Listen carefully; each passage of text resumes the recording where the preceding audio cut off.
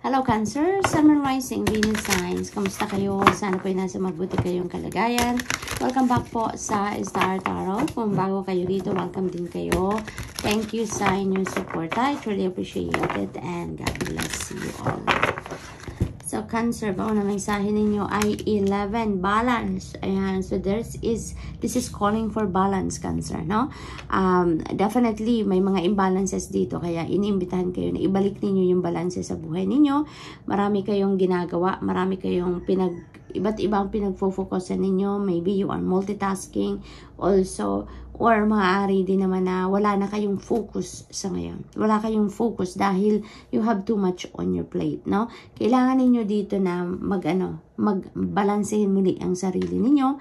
Otherwise, you know, maaring hindi na maganda ang pakiramdam ninyo, no? Maaring ganon. Kasi all over the place na ang isip ninyo. Ang dami ninyong iniisip na gagawin and ang dami na ninyong ginagawa pero marami pang naka-line up na gagawin, no? Yun ang sitwasyon siguro ng karamihan sa inyo dito, Cancer. Kaya the Spirit is asking you to bring the balance back in your life, no? Mag-ano muna kayo, mag-step back muna kayo, saglit lang, Cancer, nang ma-re-evaluate ninyo ngayon ang mga nangyayari sa buhay ninyo, no? At nang sa gayon makapag-isip-isip din kayo, what are the things, what are the thoughts na hindi naman na kailangan sa buhay ninyo, tanggalin nyo na yan, ano? Nagpapasikip lang yan ang isip ninyo, nagpaparami lang yan ang bitbitin ninyo sa inyong dibdib, no? Kung hindi naman yan kailangan, hindi necessary, let them go. Nang makaluwag-luwag naman ang mga nararamdaman ninyo, ang inyong mga iniisip, no? At nararamdaman, Cancer. So this is asking for balance. Find time, no? To meditate. Find time na makapagmuni-muni kayo nang sa gayon makita muna ninyo, ma-assess ninyo ang inyong buong sitwasyon sa ngayon. Okay? We also have number 12, sacrifice, no? Ang dami na ninyong sinakripisyo sa buhay, Cancer. You have sacrificed a lot. No, alam mo, Cancer, napaka-ano nyo talaga, napaka-compassionate ninyo, napaka-loving, napaka-generous ninyo. No, yung generosity ninyo, walang kupas, no? Kahit anong meron kayo, no? Nagbibigay kayo. Kahit pagod na kayo, kahit said na kayo, kumbaga, kung ano ang meron kayo, kahit katiting na lang, talagang nag-share kayo. Ganon kayo ka-compassionate, ganon kayo ka-generous, no? Ganyan ka-genuine ang puso ninyo, no? Kaya, in terms of sacrifice din, ang dami nyo nang sinasakripisyo para sa sarili ninyo, para makapag-serve lang kayo ng mga tao, no? Lalo-lalo na ang mga mahal ninyo sa buhay, no? You are trying to give everything, no? Everything, resources, energy, panahon, time ninyo, anything, no? Ganon kayo kalaki ang puso, no? Kaya parang ngayon, no, dahil kayo lagi yung bigay ng bigay, out ng out kayo, no? Ang parang ang napipick up ko dito, there is something also, no? Yung pagsasakripisyo ninyo, parang meron din kayong pero meron din kayong marireceive dito, no? Parang the divine universe is going to gift you with something. Parang meron kayo ditong wonderful opportunities din na parating sa inyo, no? And maybe dahil sa dami ng sinakripisyo ninyo, dahil sa laki ng puso ninyo, lagi kayong tumutulong, lagi kayong nagbibigay, lagi kayong nag-share, you know? It's about time now for you to receive something, no? So yun ang napipick up ko dito for some of you. So good luck to that. We also have number 8, and positive movement forward. Ayan, positive movement forward. You are moving forward sa buhay ninyo dito. At kung saan kayo patungo dito, Cancer, you know, this is where you are going to be happy. This is where you are going to be peaceful, kumbaga. Kasi ang ganda ng pinapatunguhan ninyo, you are heading towards the light, no? Napakaganda ng ano ninyo ngayon, ng direksyon na tinatahak ninyo sa ngayon. Maaring yan din ang bunga ng pagme-meditate ninyo, bunga ng iyong pagmumuni-muni, kaya naman papunta kayo dito sa sitwasyon na magiging masaya kayo, no? Magiging genuinely happy kayo. Maaari din naman na yung mga opportunities na to, no, na parating, yun ang magbubukas ng bagong pinto sa inyo para nang sa gayon makarating kayo doon sa gusto ninyo. Makarating kayo doon sa magiging contented kayo, magiging happy kayo, magiging peaceful kayo. Yung bang mas, alam mo yun, yung makakatulong pa rin kayo ng mas marami pa. Sa ngayon, mas magkakaroon kayo ng madaming opportunity to help others, no? Maaring ganon ang papupuntahan din ninyo dito, Cancer. So, good luck, and that's all I have for you for today. I hope nakatulong mga mensaheng ito in some way. Thank you for watching. Love and light. Namaste. Hello, Scorpio, Sun, Moon, Rising, Venus signs. Kamusta po kayo? Sana po yun nasa mabuti kayong kalagayan. Welcome back po sa Star Tarot. Kung bago kayo dito, welcome din kayo. Thank you sa inyong suporta. I truly appreciate it, and God bless you all. Una mensahe ni Scorpio ay number 9, suffering in silence.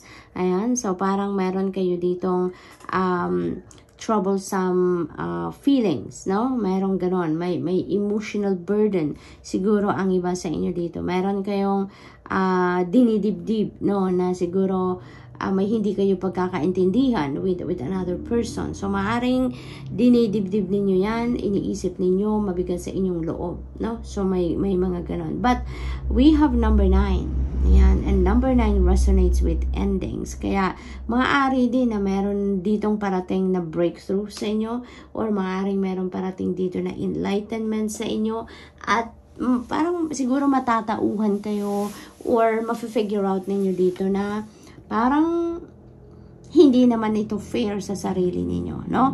Na kayo yung nagpapasan ng lahat ng burden, no? Ng emotional burden. So, maaring may ganong sitwasyon ng iba sa inyo, and you are going to put an end to that. Maaring magigising kayo sa katotohanan na it's about time na din na tapusin na yung pagbitbit ninyo sa emotional burden na to. Kasi anyway, maaring hindi naman, parang wala namang nangyayaring mabuti sa inyo, nahatid ng mga emotional burden na yan, diba?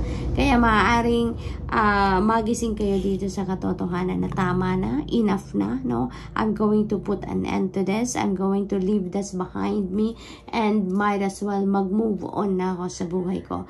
Might as well mag-isip ako ng kung ano mga positibong pagbabago ang magagawa ko sa ngayon para mas maging maganda ang sitwasyon ng sarili ko, no, Scorpio?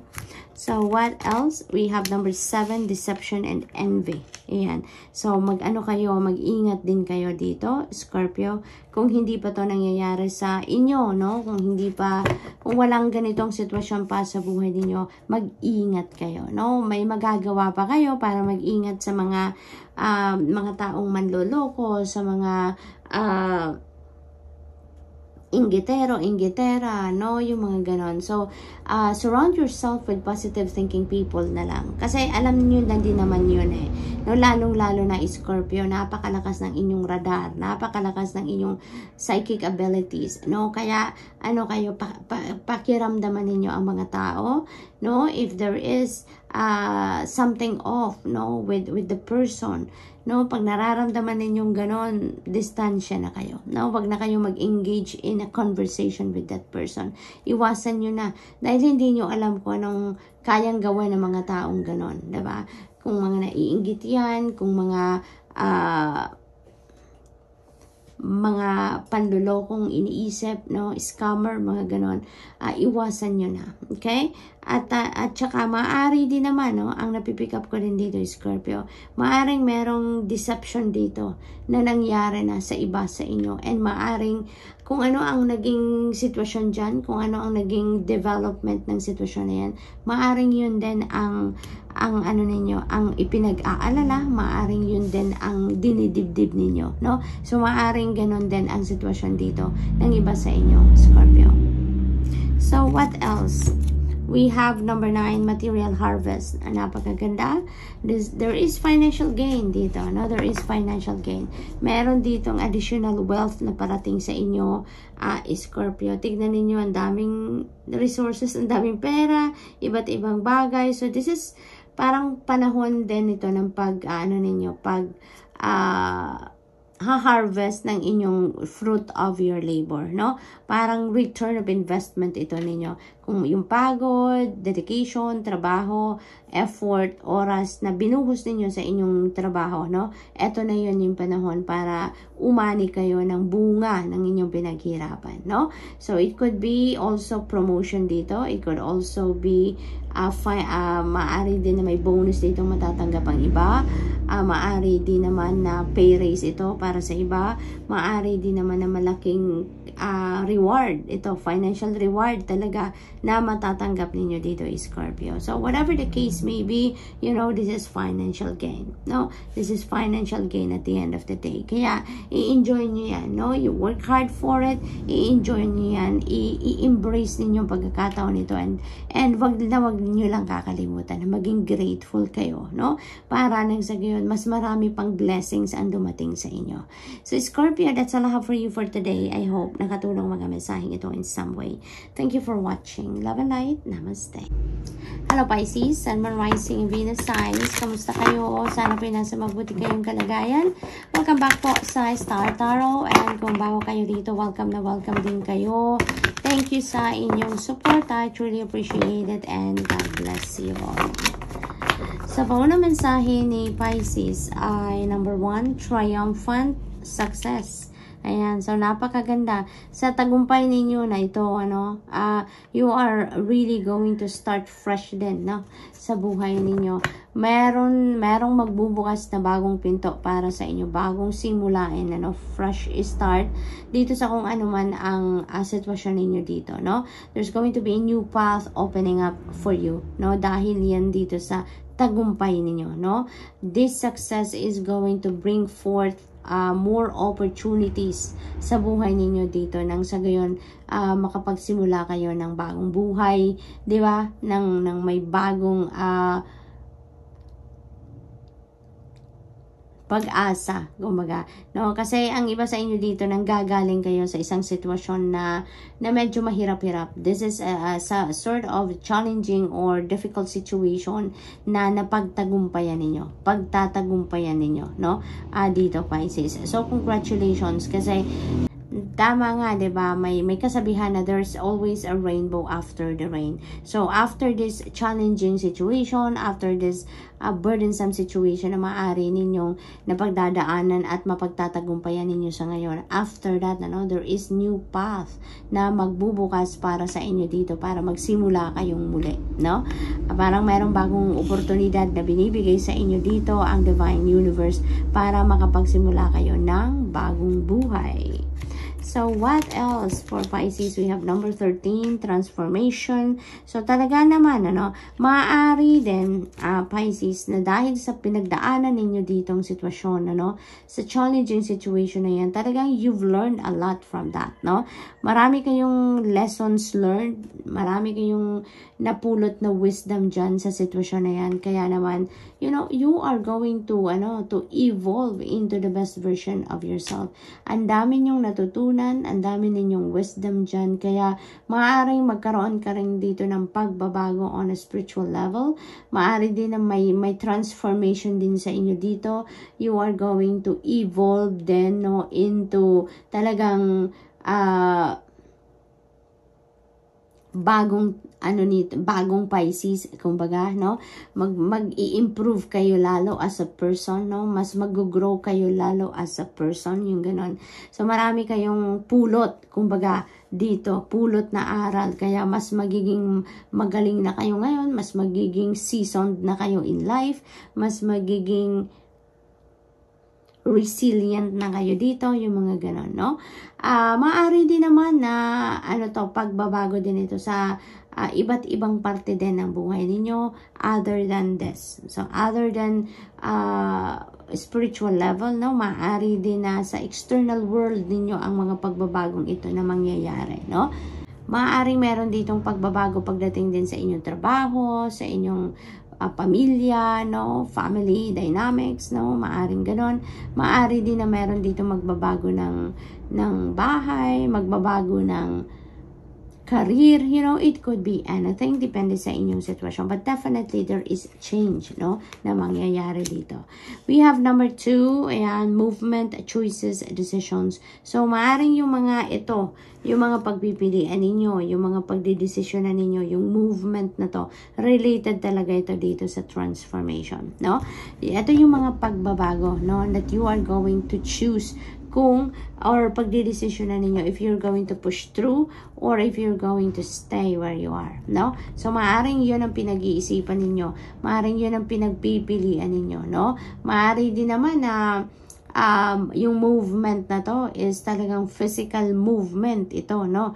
Maari talagang, let's say for example, migration, no? So, maaaring mag-change of residence ang iba sa inyo dito, place of residence, at maaaring sa ngayon, nag-iisip-isip kayo kung saan kayo gustong mag-migrate, kung saan kayo gustong tumira, kung saan ninyo gustong lumipat, no? So, maaaring may ganong sitwasyon ang iba sa inyo dito, no? Maari din na trabaho yan, no? Saan kayo mag-a-apply, saan kayo lilipat ng trabaho, saan kayo anong career ang i-embrace ninyong bago, yung mga ganon. Kasi maaari din naman talaga na marami kayong choices, marami kayong pagpipilian na kino-consider dito. Kaya yun ang isang importanteng desisyon na kailangan din gawin ng iba sa inyo dito before you embark on that change na nakaplano ninyo, no? So, maraming choices, no? Maraming may importanteng desisyon ang maaring kailangang gawin ninyo dito, Pisces, no, sa sitwasyon na to. So, that's all I have for you for today. Good luck, and sana'y nakatulong ang mga mensaheng ito in some way. Thank you for watching. Love and light. Namaste.